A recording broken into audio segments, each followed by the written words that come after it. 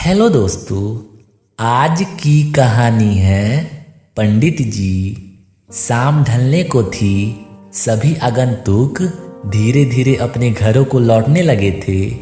तभी बीरबल ने देखा कि एक मोटा सा आदमी शर्माता हुआ चुपचाप एक कोने में खड़ा है। बीरबल उसके निकट आता हुआ बोला, लगता है तुम कुछ कहना चाहते हो। बेहिचक कह डालो जो कहना है। मुझे बताओ तुम्हारी क्या समस्या है। वह मोटा व्यक्ति सकुचाता हुआ बोला, मेरी समस्या यह है कि मैं पढ़ा लिखा नहीं हूँ। मैंने अपनी शिक्षा पर ध्यान नहीं दिया, जिसका मुझे खेद है।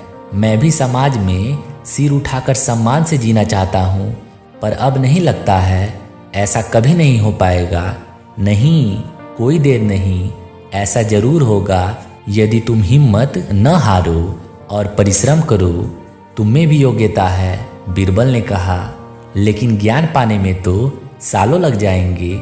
मोटे आदमी ने कहा, मैं इतना इंतजार नहीं कर सकता। मैं तो यह जानना चाहता हूँ कि क्या कोई ऐसा तरीका है कि चुटकी बजाते ही प्रसिद्धि मिल जाए। प्रसिद्धि पाने का ऐसा आसान रास्ता तो कोई नहीं है।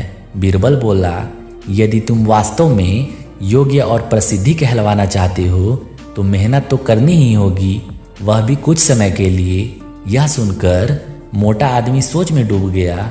नहीं, मुझ में इतना धैर्य नहीं है। मोटे आदमी ने कहा, मैं तो तुरंत ही प्रसिद्धि पाकर पंडित जी कहलवाना चाहता हूँ। ठीक है, बीरबल बोला, इसके लिए तो एक ही उपाय है। कल तुम बाजार में जाकर खड़े हो जाना। मेरे भेजे आदमी वहाँ होंगे जो तुम्हें पंडित जी कहकर पुकारेंगे। वे बार बार जोर जोर से ऐसा कहेंगे, इससे दूसरे लोगों का ध्यान इस ओर जाएगा। वे भी तुम्हें पंडित जी कहना शुरू कर देंगे।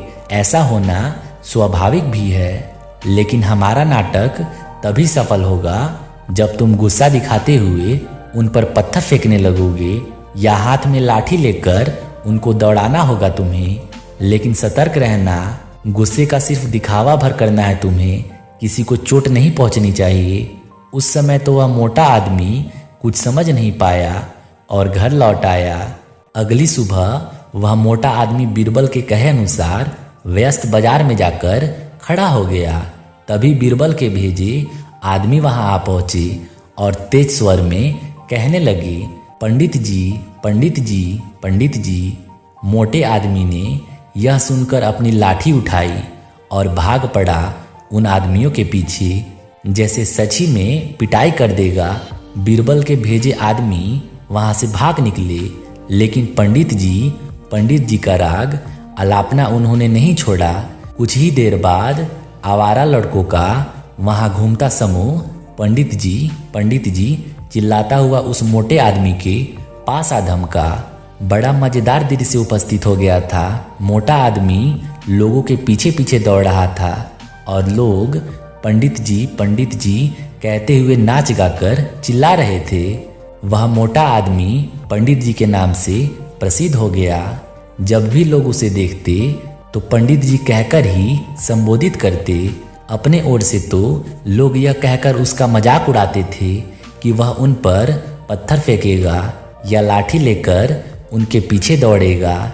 लेकिन उन्हें क्या पता था कि मोटा तो चाहता ही यही था, वह प्रसिद्ध तो होने ही लगा था। इसी तरह महीनों बीत गए।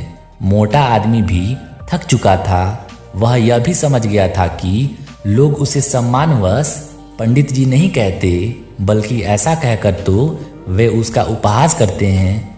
लोग जान गए थे कि पंडित जी कहने से उसे गुस्सा आ जाता है। वह सोचता था कि शायद लोग मुझे पागल समझते हैं। यह सोचकर वह इतना परेशान हो गया कि फिर से बीरबल के पास जा पहुंचा।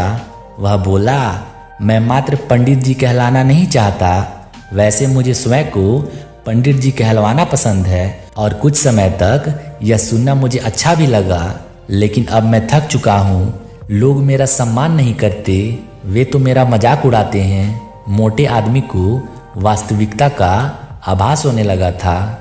मोटे आदमी को यह कहता देख बीरबल हंसता हुआ बोला, मैंने तो तुमसे पहले ही कह दिया था कि तुम बहुत समय तक ऐसा नहीं कर पाओगे। लोग तुम्हें वह सब कैसे कह सकते हैं जो तुम हो ही नहीं? क्या तुम उन्हें मूर्ख समझते हो? जाओ, अब कुछ समय किसी दूसरे शहर में जाकर बिताओ। जब लौटो तो उन लोगों को नज़रअंदाज कर देना जो तुम्हें पंडित जी कहकर पुकारें। एक अच्छे सभ्य व्यक्ति की तरह आचरण करना। शीघ्र ही लोग समझ जाएंगे कि पंडित जी कहकर तुम्हारा उपहास करने में कुछ नहीं रखा और वे ऐसा कहना छोड़ देंगे। मोटे आदमी ने बीरबल के निर्देश पर अमल किया। जब वह कुछ माह के बाद दूसरे शहर से लौट आया तो लोगों ने उसे पंडित जी कहकर परेशान करना चाहा, लेकिन उसने कोई ध्यान न दिया।